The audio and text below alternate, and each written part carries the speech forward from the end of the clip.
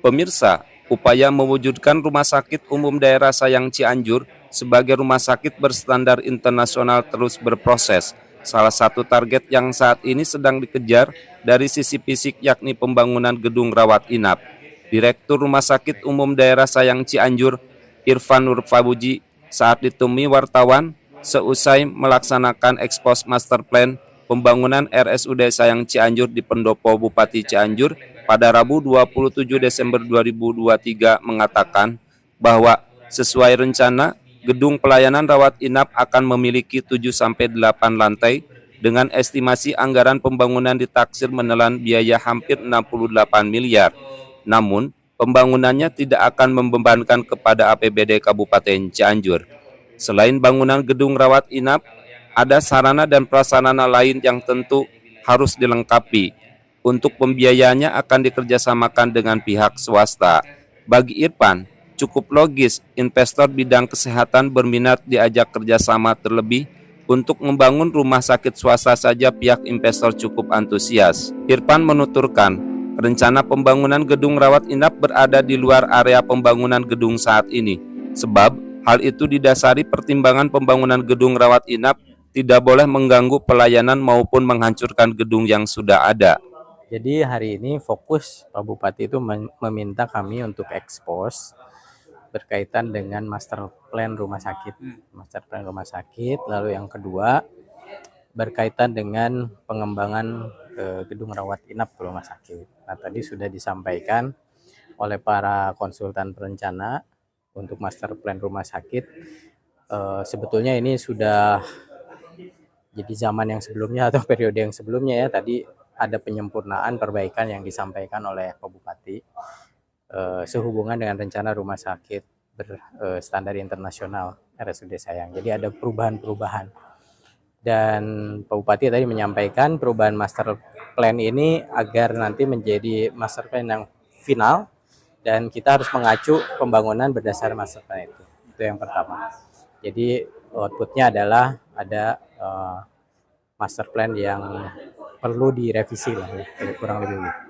Lalu yang kedua masalah atau berkaitan dengan gedung rawat inap. Jadi tadi sudah disepakati bahwa gedung rawat inap yang baru itu memang berada di area di luar gedung yang sekarang. Jadi prinsipnya tidak boleh mengganggu pelayanan, tidak boleh mendemolis atau menghancurkan bangunan yang sudah ada. Jadi membuat satu yang baru yang menjadi satu kebiasaan barulah untuk pelayanan rawat inap. Dan itu tadi sudah dipaparkan kurang lebih bisa 7-8 lantai, seluruhnya untuk rawat inap. Jadi dan itu menampung 200-250 tempat tidur. Nah, ini direncanakan dan kami diminta untuk memberikan timeline di minggu ini juga setelah tentunya konsultasi dengan Bappenas karena skema pembiayaan badan usaha, jadi swasta yang berinvestasi ya. Saya kira 2 poin itu yang menjadi output dari pertemuan hari ini. Target selesainya? Target selesai.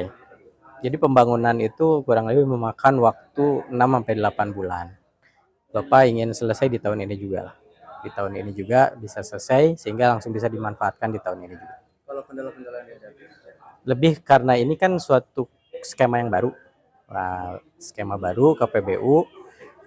Saya kira kendalanya karena belum ada yang mempunyai pengalaman di sana sebelumnya. Pemerintah daerah pun best practice-nya agak susah, tetapi kami punya tekad keinginan mewujudkan lah ya, agar tidak membebani APBD. Secara finansial, saya kira dengan perkembangan rumah sakit yang sekarang, kita mampu kok untuk membiayai itu dari anggaran BLUD ya. Tidak membebankan anggaran APBD. Total sendiri estimasi berapa sih Pak? Untuk bangunannya sendiri tadi estimasi yang barusan disampaikan di 68 miliar untuk bangunannya. Ya. Dan tentunya ada sarana prasarana lain lah yang harus dipenuhin dan itu kan akan dikerjasamakan antara pihak swasta dan rumah sakit. Dan ini tentunya jangka panjang ya, bisa 10-15 tahun ya.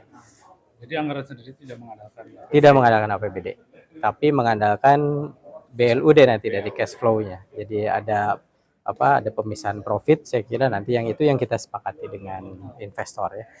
Yang terpenting berarti ada minat investor untuk berinvestasi di Kabupaten Cianjur. Saya kira secara logis membuat rumah sakit baru aja mereka minat, apalagi rumah sakit yang sudah existingnya, udah ada pasiennya lah paling tidak ya. Jadi secara ekonomi mereka akan sebetulnya mereka lebih nyaman lah ya. Dan yang paling penting bahwa KPBU ini juga dijamin oleh pemerintah. Dalam arti ada lembaga penjaminnya, bagian dari Kementerian Keuangan, sehingga aktivitas yang ada di dalamnya baik saat kontrak pembangunan maupun saat berjalannya kerjasama itu sama-sama dikontrol oleh pemerintah pusat gitu. Jadi ada kenyamanan antara investor, kami yang sebagai user ya di lapangan, dan juga ada penjamin di tengah-tengahnya yang juga milik pemerintah. Jadi saya kira semuanya pengelolaannya akan lebih baik lah. Dan saya harap sih kalau ini bisa berjalan lancar, tentunya kerjasama model ini juga bisa diadopsi di berbagai bidang gitu ya. Bukan hanya di bidang kesehatan saja, tapi berbagai bidang. Sehingga pembangunan infrastruktur di sisi apapun juga bisa dikerjasamakan sebetulnya. Dan banyak investor yang minat lah, insya Allah. Jadi trendnya tahun ini mudah-mudahan juga bangunannya mohon doa restunya lah. Mudah-mudahan semua bisa berjalan lancar ya.